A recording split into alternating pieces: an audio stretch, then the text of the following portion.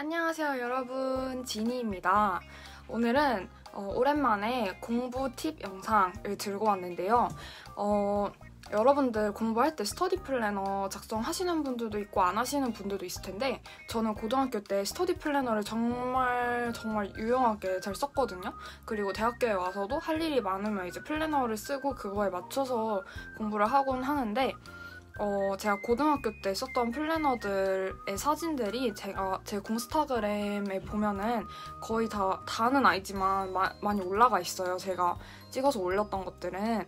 근데 그걸 보시면 알겠지만 정말 빼곡하게 채워져 있어가지고 후배들이 저한테 물어볼 때 이걸 어떻게 하루에 다 할 수 있냐, 이 많은 것들을 막 거짓말하는 거 아니냐 이런 식으로 할 정도로 되게 빼곡하게 이게 이런 식으로 이렇게 채워져 있는데 제가 이게 거짓말 한 건 당연히 아니죠. 제가 공부를 해서 이렇게 결과도 이뤄냈고 그리고 그런데 이렇게 빼곡하게 쓰면은 성취감이 들기도 하고 해서 제가 빼곡하게 쓰기도 하고 그리고 이렇게 많이 써놓을수록 저는 성취도가 더 높아졌거든요. 그래서 어떻게 하면 이렇게 플래너를 성취감 있게 그리고 이렇게 달성률도 높게 거의 다 저는 올 클리어를 했거든요. 이렇게 보면은 이따 다시 보여드리겠지만 어쨌든 이렇게 많이 쓰고 어떻게 이거를 올 클리어까지 할 수 있었는지 플래너 작성하는 방법과 그리고 달성률 높게 만드는 플래너 쓰는 방법을 오늘 알려드리도록 하겠습니다. 일단 제가 저번에 다른 영상에서도 말씀드렸는데 제 하루 목표는 뭐 몇 시간 공부하기 이게 아니고 내가 여기다가 쓴 거를 다 하고 자기 이게 목표였어요. 하루의 목표. 그래서 항상 전날 밤에 플래너를 쓰고 잤다고 제가 말씀을 드렸는데 모든 할 일이 끝나고 이제 다음날 거 플래너를 쓰고 잠에 들었던 거예요.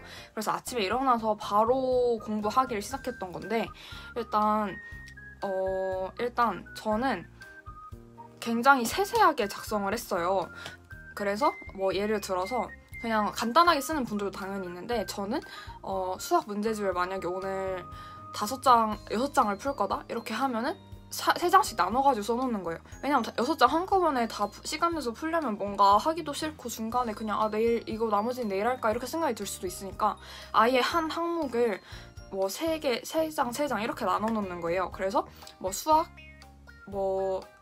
센 10페이지부터 12페이지까지 풀기 이러고 13페이지부터 15페이지까지 풀기 이런 식으로 해가지고 이걸 이렇게 하면 6장이 아닌데 어쨌든 이런 식으로 세세하게 나눠서 그렇게 써놓고 그리고 어차피 오답 체크는 모든 과목에서 문제를 풀었으면 해야 할 과정이잖아요. 그런데 오답 체크를 여기다 안 써놓으면 저는 귀찮아서 안 하게 될 것 같아서 그래서 오답 체크 하기도 항상 같이 써줬어요. 여기 보면은 채점하고 오답 체크하기 이렇게 써있거든요. 반대로 보였을 것 같은데 이따가 다시 찍어서 보여드릴게요. 그래서 어떤 걸 풀기를 했으면 그 밑에 바로 채점하고 오답 체크하기 이 항목도 항상 딸려 있었기 때문에 되게 많이 이렇게 있어 보였던 거고요. 그리고 예를 들어서 국어 작품을 오늘 막 여러 개를 봐야 된다 이렇게 했을 때도 저는 한 2개씩 나눠가지고 써놓거나 이런 식으로 하면은 2개 공부하면 이렇게 줄을 그을 수 있으니까 2개 공부하고 줄 긋고 2개 공부하고 줄 긋고 이런 식으로 하면은 더 빨리 이걸 긋고 싶어서 집중을 하게 되는 효과도 있고 그리고 이거 한번 하고 쓱 그으면 되게 성취감이 있거든요. 이거 자주 쓰는 분들은 알겠지만 저는 그 성취감이 좋아서 그리고 이렇게 이걸 한번 다 채우고 나면 내일도 이렇게 다 채워서 올 클리어를 하고 싶다는 그런 목표가 또 생긴단 말이에요. 그래서 이렇게 저는 항상 빼곡하게 쓰고 그리고 그걸 다 지켜서 공부를 하려는 그런 것 때문에 더 열심히 하게 됐던 것도 있었던 것 같아요. 그리고 저는 이렇게 보시면 알겠지만 되게 여러 과목을 하루에 공부를 했죠. 어떤 분들은 오늘은 수학하는 날, 내일은 영어하는 날 이런 식으로 하루에 한 과목을 정복하는 그런 타입의 분들도 있더라고요. 근데 저는 한 과목 공부할 때 그렇게 오랫동안 하면 질려가지고 못하거든요. 그래서 저는 하루에 거의 모든 과목을 공부했다고 보시면 돼요. 거의 모든 과목을. 그래서 국영수는 당연히 매일매일 했고 그리고 그냥 저는 특히 시험 기간에는 더 하루에 모든 과목을 조금이라도 보려고 했던 것 같아요. 왜냐면 한 2, 3일 이거 하다가 2, 3일 이거 하고 이러면 되게 맥도 끊기고 그리고 며칠 뒤에 다시 봤을 때도 기억이 안 날 수도 있고 하니까 저는 매일매일 꾸준히 모든 과목을 다 봤었어요. 그래서 이렇게 더 많아 보이는 것도 있습니다. 많아 보일 누군가한테 보여주려고 많이 썼다기보다는 그냥 제가 이렇게 많이 써야 뭔가 이걸 다 했을 때 아, 나 오늘 되게 공부 열심히 했구나 이런 성취감이 있어서 그렇게 썼던 거고, 그리고 이걸 어떻게 세우냐면 일단 저는 일주일 정도는 아니고 일단 한 달 동안 만약에 시험이 한 달 남았다 이러면 되게 열심히 해야겠죠, 공부를. 그러면 이제 주 단위로 나눠요.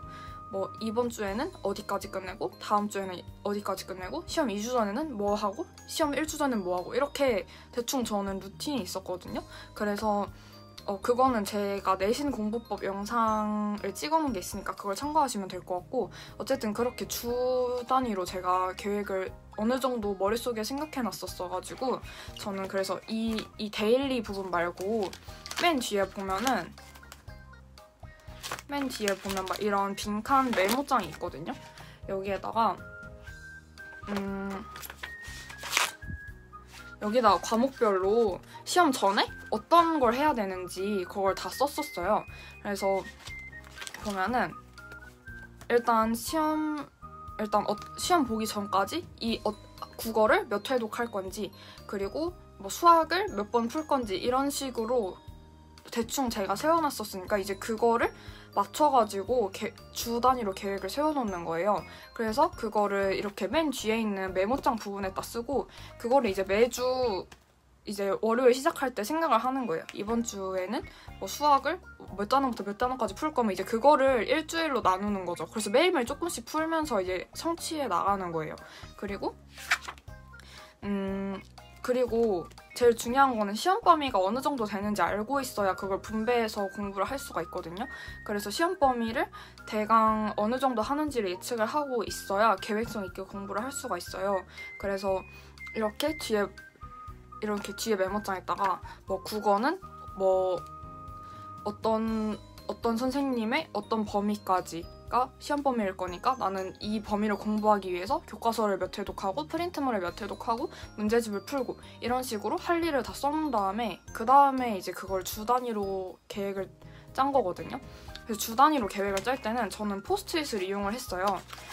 그래서 포스트잇을 보면은 지금 이렇게 제가 그때 세워놨던 포스트잇을 이렇게 아직도 남겨놨는데 여기 정말 대충 쓰거든요. 연필로 금, 토, 일, 월 이런 식으로 해가지고 금요일에 뭐 한지 강의 듣기, 뭐 사회문화 도표 풀기 뭐 이런 식으로 하고 뭐 국어 실선 모의고사 뭐 풀기 이런 식으로 다 써놔가지고 이걸 이제 보기 좋게 매일매일 여기다가 쓰는 거예요. 그래서 매일매일 전날 밤에 여기다가 쓰고 그 다음에 다음날 아침에 바로 시작해서 하는 건데, 이거를 이렇게 세워놓기만 하지 말고 그 달성률을 높이는 방법이 뭐냐면 일단 이걸 써놨으면 그 다음날 시간표가 있겠죠? 시간표에 이제 자율학습을 하는 과목도 있을 거고, 그리고 뭐 그 다음날 자율시간이 얼만큼인지를 체크를 해야 돼요.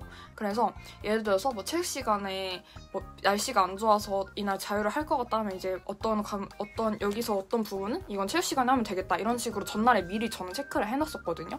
그리고 예를 들어서 뭐 미술 시간에 특히 예체능 같은 과목에 저는 짜투리 시간같이 이용을 했었어요. 그래서 물론 그 수업을 대충 들었다는 게 아니고 그날 할 걸 제 기억에 뭐 미술 시간 이런 때는 할 걸 다 했으면 자율 시간을 주시거나 이런 경우가 많았거든요.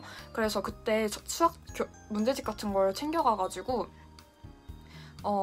그때 이제 할 일 다 하고 그 수업 시간에 해야 되는 할당량을 하고 그 다음에 이제 전 자율 시간이 생긴 거니까 그때 이제 수학 문제를 푼다거나 이런 식으로 해서 그런 시간을 이제 시간표를 보고 파악을 하는 거예요. 그리고 이날 보충 시간에는 뭐 8교시는 자율이고 9교시는 수업이 있다 이러면 9교시 수업하기 전에 8교시에는 뭐 어떤 공부를 한다든지 이런 식으로 연필로 대강 체크를 해놓는 거예요. 저는 예전에 다른 영상에서도 말하긴 했는데 어쨌든 이렇게 연필로 체크를 해놨다가 그 다음에 이제 그 시간에 집중해서 이제 끝내고 이런 식으로 하면 이제 효율도 높아지고 이거의 달성률도 높아질 수 있는 거죠. 그래서 시간 분배를 잘 하는 게 팁인 것 같아요. 몇 시간 공부해야지보다 이 시간 안에 얼만큼 집중해서 이걸 내 할 일들을 끝낼 건지 이게 정말 중요한 것 같아요.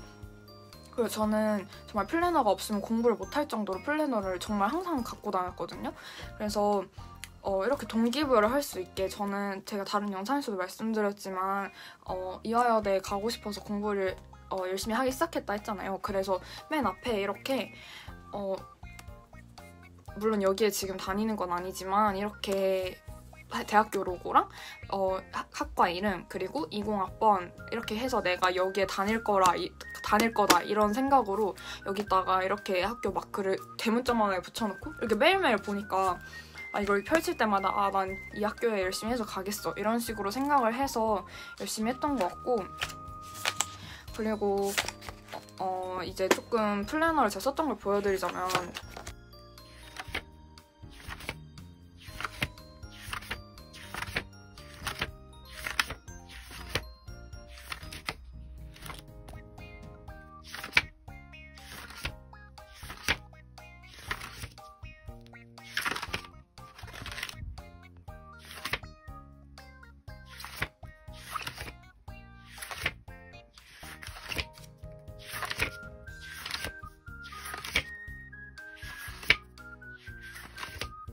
일단 제가 벌써 수능을 본 지 1년도 지나고 해서 정확하게 기억이 안 나서 자세하게 그때 그 생생함을 담아서 말씀을 못 드린 것 같긴 한데, 그래도 제가 지금 보여드린 그런 이거 찍어드린 영상 보면서 참고를 하셨으면 좋겠고, 그리고 사실 플래너를 쓰는 방법도 사실 사람마다 제각각이에요.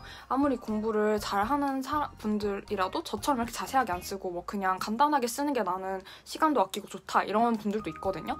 그런데 이제 저 같은 경우는 이렇게 정말 세세하게 쓰고 정말 세부적으로 정말 막 세세하게 나눠서 쓰고 이걸 다 하는 거에 대해 성취감을 느꼈고, 그 덕에 공부도 열심히 하게 됐고, 그렇게 해서 좋은 결과도 얻게 된 케이스다 보니까 이제 플래너를 한 번도 써본 적이 없어서 이제 써보려고 노력하거나, 아니면 플래너를 쓰고 있긴 한데 달성률이 너무 안 나온다거나 뭔가 왜 하는지 모르겠다 이런 식으로 약간 플래너를 쓰고 싶긴 한데 어떻게 써야 될지 잘 모르겠는 분들은 제 사례도 한번 참고해주셔서 자세하게 쓰고 성취감도 얻고 이렇게 하면은 좋을 것 같아요. 그래서 지금 대학교에 와서도 이런 방법을 쓰고 있긴 한데, 저는 요즘에는 공부를 좀 열심히 안 해가지고, 그런데 이제 시험 기간에는 지금도 유용하게 사용하고 있어요. 그래서 꼭 저처럼 똑같이 하라는 건 아니지만 이렇게 세세하게 써서 하면은 성취감도 높아지고 좀 더 계획성 있게 하루를 보낼 수 있기 때문에 이런 플래너 쓰는 방법을 알려드리고 싶었습니다. 그래서 도움이 되셨으면 구독도 눌러주시고 좋아요도 눌러주시고 댓글도 항상 확인하고 있으니까 도움이 되셨다면 댓글도 달아주세요. 그럼 안녕.